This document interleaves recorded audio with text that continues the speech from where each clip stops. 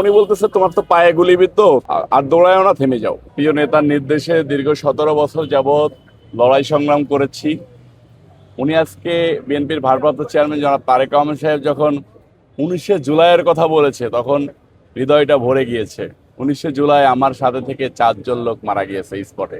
আমি কারফিউ ভেঙে মিছিল করার পরে রাত্রে আবার মিছিল করতে যেয়ে গুলিবিদ্ধ হয়েছি। আমার সাথে সহযোদ্ধারা গুলিবিদ্ধ হয়েছে। আমাকে ভেবে একটা ছেলেকে 6-7 রাউন্ড গুলি করছে, তাকে পোস্টমর্টেমে নিয়ে গেছে ঢাকা মেডিকেলে, ইমন নাম। আমার সাথে থেকে 19শে জুলাই ঢাকা কলেজ ছাত্র দলের সাধারণ সম্পাদক মিল্লাত, তাকে গুলি করছে, এই পাশ থেকে ও পাশ বেড়ে গেছে।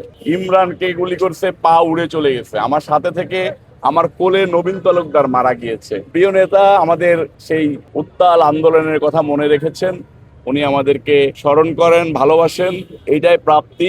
আন্দোলনটা করেছি গণতন্ত্র রক্ষার আন্দোলন।